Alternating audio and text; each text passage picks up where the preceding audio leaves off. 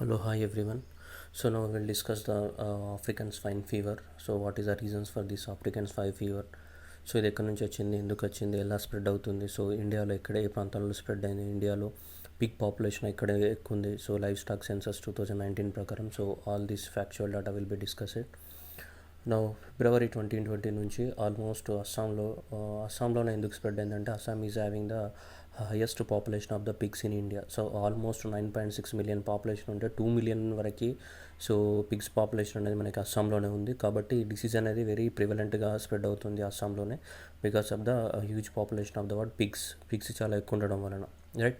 So మన అస్సాం కోసం ఎందుకు వచ్చిందంటే చైనా నుంచి మంగోలియా నుంచి మనకి టిబెట్ రీజియన్ నుంచి సో మనకి అరుణాచల్ ప్రదేశ్ నుంచి అస్సాం అలా స్ప్రెడ్ అవుతుంది. ఎందుకంటే మనకు టిబెట్ తోటి బార్డర్ ఉంటుంది కాబట్టి అలా మనకు స్ప్రెడ్ అవ్వడం అనేది స్టార్ట్ అయింది మనకి, right.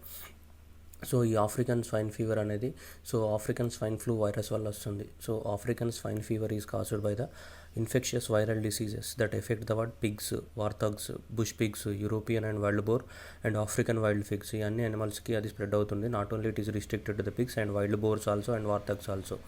Right, this disease is caused by the swine fever virus, the African swine fever virus.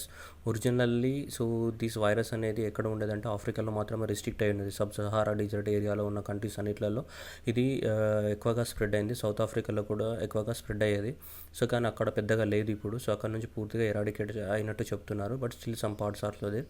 కానీ అక్కడ నుంచి ఇది ఏమైందంటే ఇప్పుడు ఏషియా కాంటినెంట్కి వచ్చింది. సో ఇది ఒరిజినల్గా అయితే సో ఆఫ్రికాలో ఎక్కువగా స్ప్రెడ్ అయ్యేది. అందుకోసం దీని పేరు అదే పేరు పెట్టించినారు. ఏమని? African swine fever virus, the African swine fever virus. So don't confuse with the word swine flu. Swine flu is different from the swine fever. Swine fever వేరు, swine flu వేరు. swine flu అంటే respiratory disease. ఇది respiratory disease కాదు, ఇది బ్లడ్కి సంబంధించింది. So that African swine fever is different from the swine flu.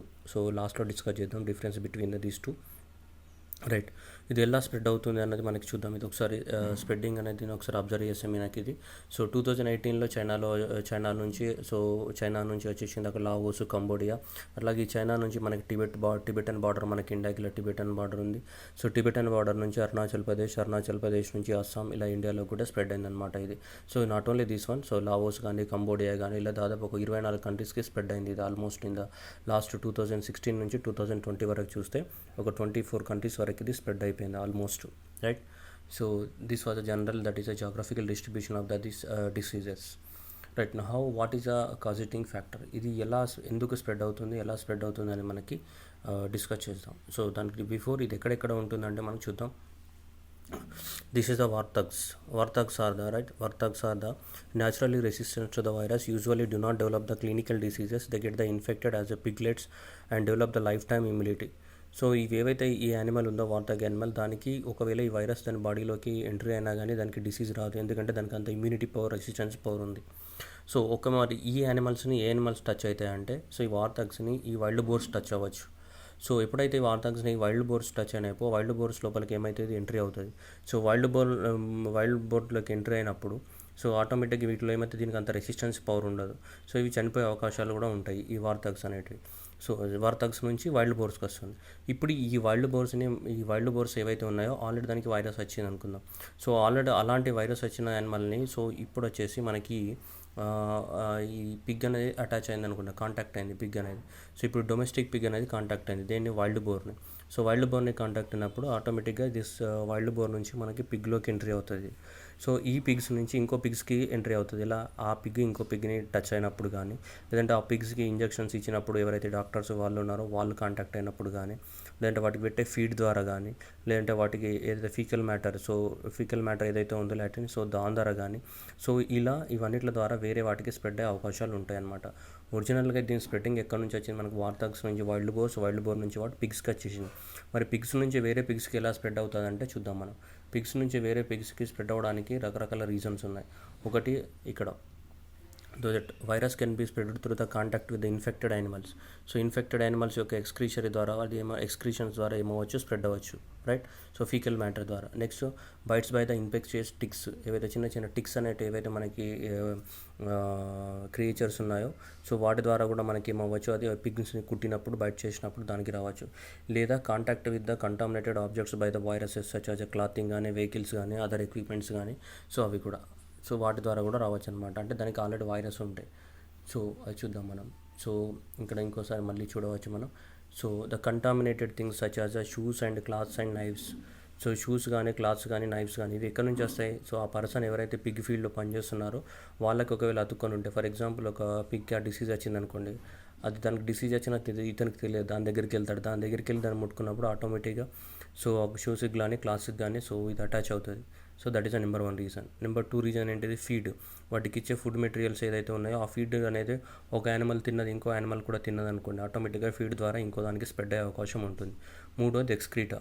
So excretory నుంచి కూడా ఆ వైరస్ అనేది వేరే దాని నుంచి ఇంకో దానికి స్ప్రెడ్ అవ్వడానికి అవకాశం ఉంది. బయాలజికల్ వెక్టర్స్ ఎవరు? టిక్స్. ఒక టిక్ అనే యానిమల్ అనేది బయట అనేది కుట్టినప్పుడు అట్లా కానీ, లేదంటే direct contact with the so direct contact వల్ల కూడా రావచ్చు ఒకదాని నుంచి ఒకటికి మనకి ఆయన టచ్ అయినప్పుడు.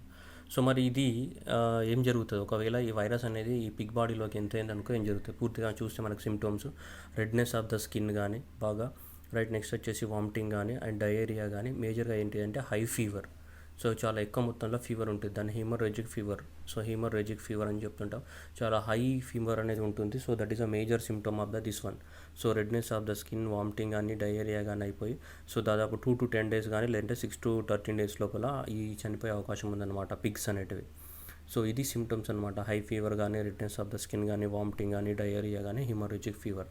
సో ఇది ఎట్లా స్ప్రెడ్ అవుతుందంటే మనం ఇంతకుముందే చెప్పాం. ఒకటి ఫిజికల్ కాంటాక్ట్ ద్వారా కానీ, ఒక యానిమల్ ఇంకో యానిమల్కి టచ్ అయినప్పుడు కానీ, సెకండ్ పాయింట్ వచ్చేసి ఫీకల్ మ్యాటర్ ద్వారా కానీ, థర్డ్ పాయింట్ వచ్చేసి వాళ్ళు ఇచ్చే ఫీడ్ ద్వారా కానీ, ఫోర్త్ పాయింట్ వచ్చేసి అందులో పనిచేసే వాళ్ళ క్లాత్స్ కానీ, షూస్ కానీ, నైఫ్స్ కానీ, సో వాటి ద్వారా కూడా స్ప్రెడ్ అయ్యే అవకాశం ఉంది మనకి, రైట్. లేదా టిక్స్ కూడా, ఒక టిక్స్ కుట్టినప్పుడు కూడా స్ప్రెడ్ అయ్యే అవకాశం ఉందన్నమాట. దీనికి వ్యాక్సిన్ అనేది లేదు ఇప్పటివరకు మనకి. సో వ్యాక్సిన్ లేదన్నమాట దీనికి ఇంకా. సో స్వైన్ ఫ్లూకి అయితే సో వ్యాక్సిన్. సో ఫైనల్గా సో ఇలా బాడీ మొత్తం ఇలా చనిపోతుంది అనమాట. Red colour of the skin around the ears and the nose and blood clots in the necrotic regions, మొత్తం బ్లడ్ క్లాట్ అయిపోతుంది. దాన్ని హీమరేజ్ అని చెప్తాం. హీమరేజ్ అంటే బ్లడ్ క్లాటింగ్ అని. హీమరేజ్ ఫీవర్, సో వామిటింగ్, డయేరియా ఇలా అయిపోయి పిగ్స్ అనేది మనకి 6 to 13 daysలో పిగ్ అనేది చనిపోవడానికి అవకాశం ఉంది. సో ఇది ఇలా సెట్ అవుతుంది. సో ట్రాన్స్మిషన్ ఎలా జరుగుతుందంటే ఇంతకుముందే చెప్పాం. Transmission occurs to the directly contact with the sick animals or healthy animals, indirectly through the contaminated feed or contaminated clothing and the vehicles. Geographical distribution. So Asia, Europe, Africa. So Saharan Africa అంటే ఆ Sahara desert ఏరియాలో ఉండేది.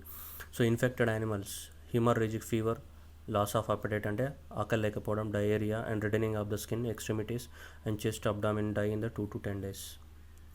Prevention అంటే దీనికి effective vaccine అంటూ ఏమీ లేదు ఇప్పటివరకు. ఎఫెక్టివ్ వ్యాక్సిన్ ఏం లేదు.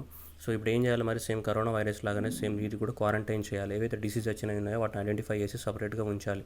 అదొకటి మెథడ్. రెండోది మెథడ్ ఏంటిదంటే సో డిసీజ్ వచ్చిన వాటిని చంపేయడమే. So that is the second method. So that is culling అని చెప్తుంటాం.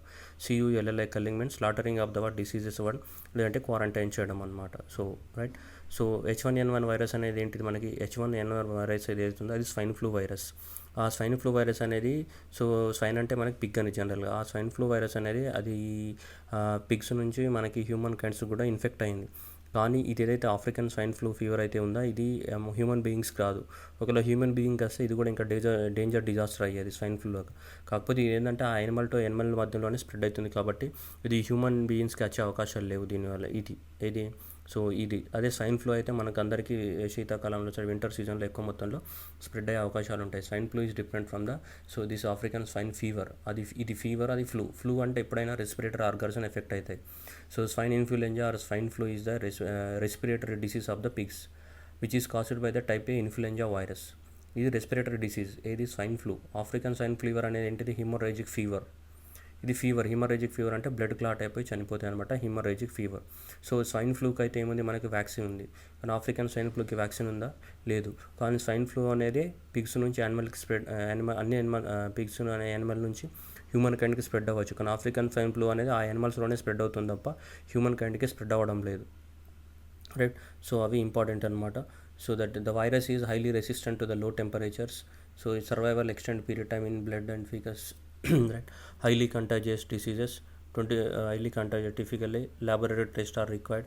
సో ఇప్పుడు ఈ వాటికి వచ్చిందా లేదా మనం తెలుసుకోవాలి అని అనుకుంటే లాబొరేటరీ టెస్ట్ కావాలి. సేమ్ ఆ లాబొరేటరీ టెస్ట్ అనేది చాలా ఎక్కువ మొత్తంలో పెద్ద డెవలప్డ్ కూడా లేవు. మనకి భోపాల్లో ఒకటి ఉంది ఇండియాలో. రైట్. సో ఈ యానిమల్కి సంబంధించిన ఇప్పుడు మనకి కరోనా ఎక్కడ చేస్తున్నాం, ఇండియన్ ఇన్స్టిట్యూట్ ఆఫ్ ఇమ్యునాలజీ ఉంది పూణేలో ఉంది, అక్కడ చేస్తున్నాం కరోనా వైరస్కి సంబంధించిన టెస్ట్. అట్లాగే వీటికి సంబంధించిన యానిమల్కి సంబంధించిన టెస్ట్ ల్యాబొరేటరీ కూడా సో ఇక్కడ మనకి భోపాల్లో ఉంది ఇండియాలో.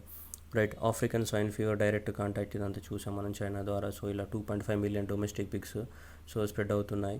రైట్. అంటే సో ఈ వైరస్ చూస్తే ఈ ఆఫ్రికన్ స్వైన్ ఫీవర్ వైరస్ ఏముందంటే ఇది virus structure. So double stranded DNA virus. మనం ఇంతకుముందు చూసినప్పుడు కరోనా వైరస్ అనేది సింగిల్ స్ట్రాండెడ్ ఆర్ఎన్ఏ వైరస్. ఇది మన జెనెటిక్ మెటీరియల్ లాగానే ఉంది. అంటే డబుల్ స్ట్రాండెడ్ ఏదైతే హ్యూమన్ కైండ్లో డబుల్ స్ట్రాండెడ్ డిఎన్ఏ వైరస్ ఉందో same this is also double stranded DNA virus. ఇది same double stranded DNA virus ఉంది. దీంట్లో ఎన్వలోప్స్ ఉన్నాయి, అవన్నీ కూడా చుట్టూగా ఎన్వలోప్స్ ఉన్నాయి. Double stranded DNA virus.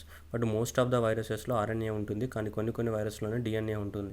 So కాబట్టి దీంట్లో డిఎన్ఏ ఉంది, very important. So African swine flu virus ఏంటి, డిఎన్ఏ వైరస్ అనమాట. సో మనకి గుర్తుపెట్టుకోవడానికి. రైట్. సో ఇది డిఎన్ఏ స్ట్రక్చర్, ఇది వైరస్ స్ట్రక్చర్. అవుటర్ ఎన్వలోప్ ఉంది, క్యాస్పిడ్ ఉంది, ఇన్నర్ ఎన్వలోప్ ఉంది, సో మ్యాట్రిక్స్ ఉంది, న్యూక్లియర్ జెనోమిక్ డిఎన్ఏ ఇవన్నీ ఉన్నాయి దీంట్లో. రైట్. సో ఇది DNA, double stranded DNA. Right. So livestock census మనకి ఎవ్రీ 4 years ఒకసారి కండక్ట్ చేస్తారు. రీసెంట్గా రిలీజ్ అయిన డేటా ప్రకారం చూస్తే టోటల్గా లైఫ్ స్టాక్ పాపులేషన్ ఇండియాలో 35% cattle, 27% goods, 20.4% buffaloes, 13.7% sheeps and just 1.69% pigs ఉన్నాయి మనకి. సో మన లైఫ్ స్టాక్ పాపులేషన్లో పిగ్స్ యొక్క పర్సంటేజ్ ఎంత, 1.69% ఓవరాల్గా లైఫ్ స్టాక్ పాపులేషన్లో ఇండియాలో. సో ఇప్పుడు చూద్దాం ఒకసారి ఓవరాల్ లైఫ్ స్టాక్ పాపులేషన్ చూస్తే మనకి సో క్యాటిల్ 190, అది 2012 సెన్సస్. ఇప్పుడు 2019తో చూస్తే మనకి 192 millions, buffaloes 109, sheep 74, goat 148, pigs ఎన్ని ఉన్నాయి, 9 మిలియన్స్ ఉన్నాయి మనకి. అంటే ఓవరాల్గా ఇండియాలో ఉన్న లైఫ్ స్టాక్ ఎంత, 535 మిలియన్స్ ఉన్నాయి, 535 మిలియన్స్. సో లైఫ్ స్టాక్ అంటే పైన చెప్పినవన్నీ ఉంటాయి, క్యాటిల్, బఫెల్లో, గోడ్స్, షీప్స్ ఇవన్నీ కలిపితే లైఫ్ స్టాక్ అంటాం. రైట్. సో ఉత్తరప్రదేశ్లో హైయెస్ట్ అనమాట ఇండియాలో, 67.8 లైఫ్ స్టాక్ పాపులేషన్ ఉంది. ఫాలోడ్ బై ద రాజస్థాన్లో ఉంది. రైట్. సో ఆంధ్రప్రదేశ్ 6th ర్యాంక్లో ఉంది. తెలంగాణ అనేది ఎంతలో ఉంది, 8th ర్యాంక్లో ఉంది ఇండియాలో. అది గుర్తుపెట్టుకోవాలి. రైట్. సో ఇప్పుడు చూస్తే పిగ్ పాపులేషన్ ఎంత ఉంది, 9 మిలియన్స్ పాపులేషన్ ఉంది పిగ్ పాపులేషన్. దాంట్లో ఎగ్జోటిక్ అంటే వేరే కంట్రీస్ నుంచి వచ్చిన క్రాస్ బీడ్స్ కానీ ఇండియాలో ఉన్నాయి కానీ అవన్నీ కలిపితే టోటల్గా మనకి ఎంత ఉంది, 9.9 మిలియన్స్ పాపులేషన్ ఉంది. ఇది 2009 సెన్సస్ ప్రకారం. అసలులో చూస్తే మనకి 2 మిలియన్ పాపులేషన్ అస్సాంలో ఉంది, 1.28 మిలియన్ పాపులేషన్ ఇక్కడ ఉంది, జార్ఖండ్లో ఉంది. Followed by the Meghalaya, west Bengal, Chhattisgarh, Uttar Pradesh, Nagaland, Bihar, Karnataka and the Mizoram. Highest Pig population Assam, followed by the Jharkhand and followed by the Meghalaya. Total population ఎంత, 9 మిలియన్స్. హైయెస్ట్ ఎంత, అస్సాం ఎంత, 2 మిలియన్ పాపులేషన్ ఉంది. సో లైఫ్ స్టాక్ సెన్సస్ 2019 ప్రకారం. సో కాబట్టి అస్సాంలోనే ఎక్కువ మొత్తంలో స్ప్రెడ్ అవుతుందన్నమాట ఇదంతా కూడా, ఎందుకంటే అక్కడ హైయెస్ట్ 2 మిలియన్ పాపులేషన్ ఉంది. ఏమైనా స్ప్రెడ్ అవుతే ఇంకా ఎక్కడ స్ప్రెడ్ అవ్వచ్చు, ఇది జార్ఖండ్లో స్ప్రెడ్ అవ్వచ్చు, లేదంటే మేఘాలయ ఇలాంటి రాష్ట్రాలలో స్ప్రెడ్ అవ్వడానికి అవకాశం ఉంది, ఎందుకంటే ఎక్కువ మొత్తంలో అక్కడ ఏమైనా లైఫ్ స్టాక్ పాపులేషన్ ఉంది.